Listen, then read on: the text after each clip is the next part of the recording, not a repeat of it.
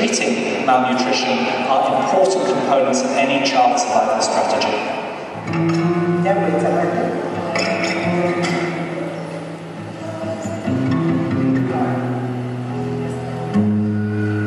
In Malawi, HIV has become a common problem, sadly.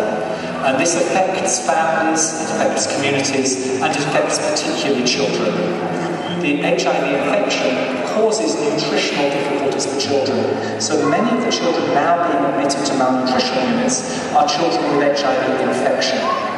We are fortunate in Malawi that government has been extremely proactive in both providing nutritional support for children and adults with HIV, and antiretroviral drugs are free for all within Malawi. And the programs are being scaled up, and we have over 100,000 patients within Malawi now who have started on antiretrovirals, and increasing numbers of children are becoming beneficiaries of this program. Before the RVs, it was on and off. Malaria, diarrhea, even shingles. She has some shingles. Then after she has studied ARVs, great improvement. Even the height, she's now growing. She has changed a lot. She wasn't like this. Now she can wash plates. I can send her to the grocer. God is a great.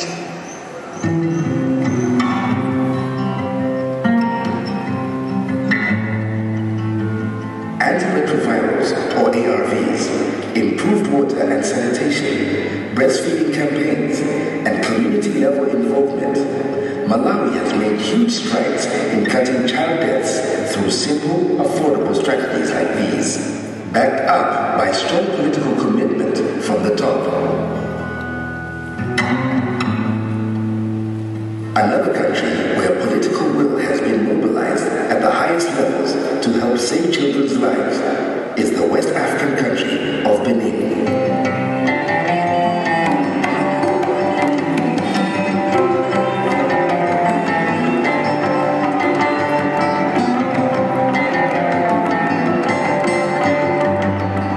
In October 2007, a national integrated campaign was launched to send mosquito nets, vitamin A drops, deworming tablets, and health information to the very remotest parts of the country.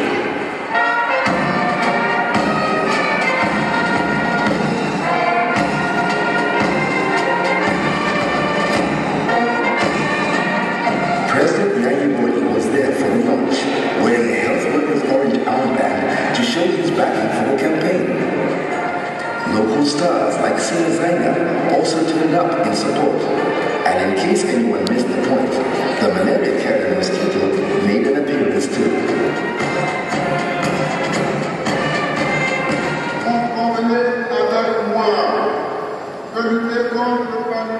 Come and join me in the fight against malaria, which is first and foremost a fight against misery.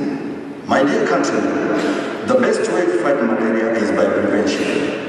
Prevention through the use of long-lasting treated mosquito nets by the most vulnerable group, who are children under the age of 5 and pregnant women.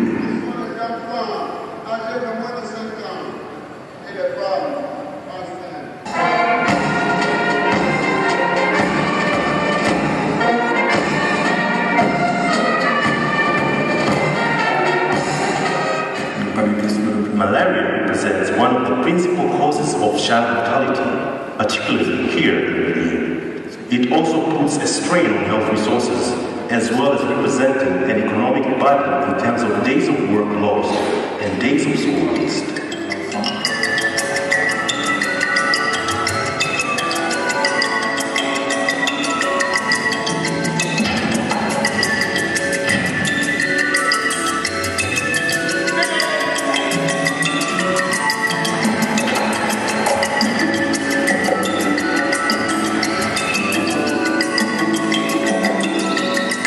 Over 1 million treated mosquito nets have been delivered to Benin, but that's only half the battle. Like many African countries, Benin has thousands of remote rural communities health centers. In 2006, 40 million treated mosquito nets were distributed to communities across Africa by road, boat, foot, and bicycle. But handing out mosquito nets is not enough. Recipients have to know how to use them, why it's important to go on using them, and how to make sure that pregnant women and young children sleep under them every single night. The importance of this message is something which Lucienne learned to her cost when she nearly lost her son to malaria.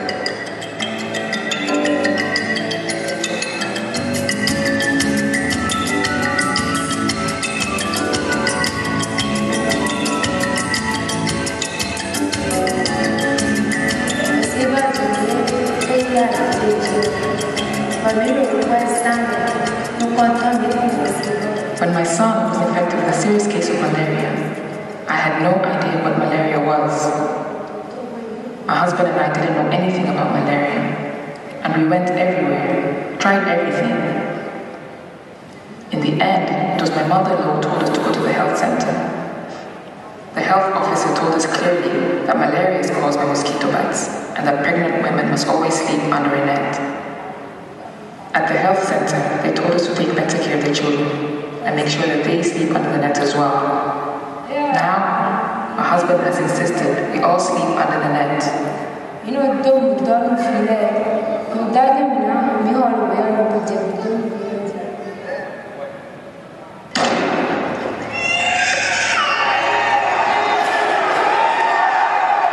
But it's wars and conflict that most threaten the survival of millions of children in Africa. The Democratic Republic of Congo, the DRC, is victim to the violence, poverty and disease that help fuel high child mortality. The DRC lies at the heart of the African continent. It's a nation ravaged by a conflict which has claimed more than 2 million lives, many of them children. 1 in 8 children born here don't survive their first year of life. For the past 10 years, the eastern region of the DRC has been plagued by conflict and upheaval. Since 2006, the UN estimates that violence and civil war have forced over 350,000 people here to flee their homes.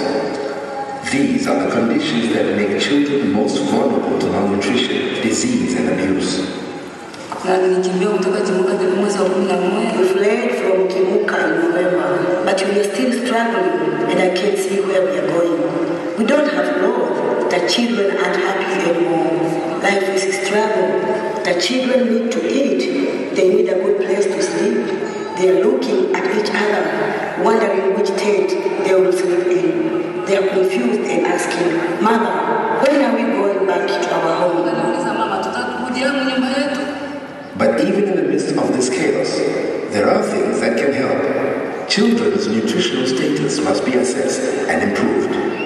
Infections here spread like wildfire, so emergency immunization against diseases like measles can save thousands of lives. It's important too that children living through traumas like this are observed and that they have a chance to play, heal, and thrive.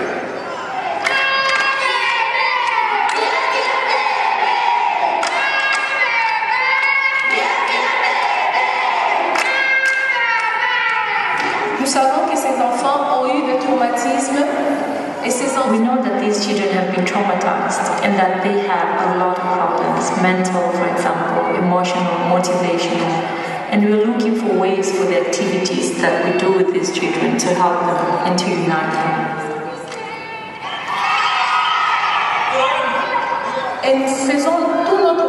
We do as much as we possibly can to help them to forget everything that's happened to them and all the problems that they've experienced in their journey from their homes to here.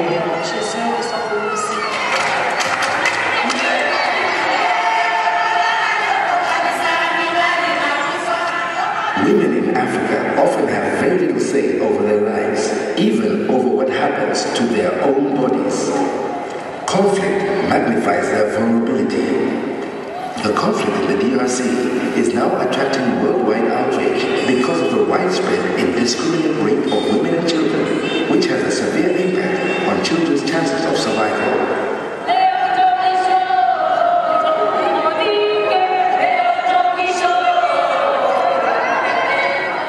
UNICEF, in partnership with the global movement FIDE, has launched a campaign to demand an end to the sexual violence against women and girls in the DRC.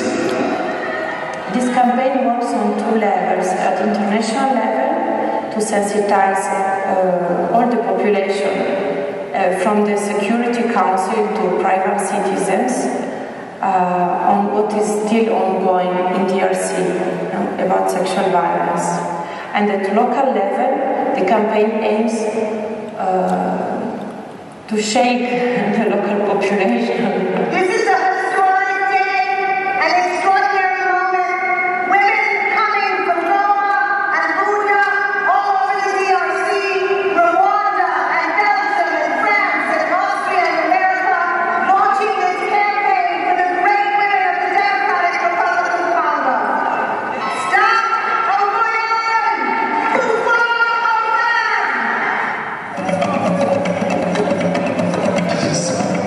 This dance performance conveys the horror of the rape perpetrated on women and children in this region. But rape isn't confined to the conflict here in the DRC. It happens all over Africa, affecting women's ability to cope and to look after their children.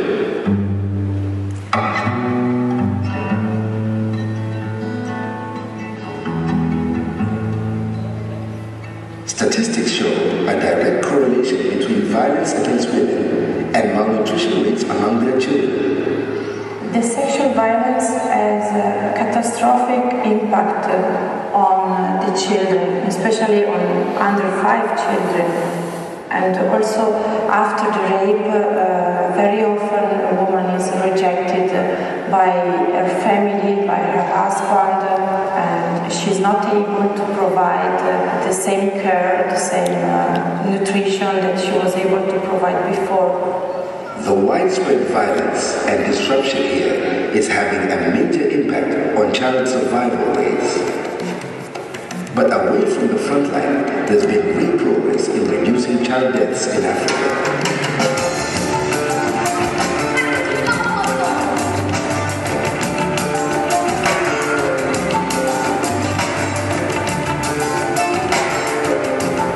50 years ago, 20 million children around the world died before their 5th birthday. Today, for the first time, thanks to concerted efforts by governments, donors, international agencies, civil society, and ordinary people, that number has gone below 10 million. It is efforts like these that give children like Skenala a better chance of surviving, and his father the hope that he will grow up to be a happy, healthy adult in a continent fit for all of Africa's children.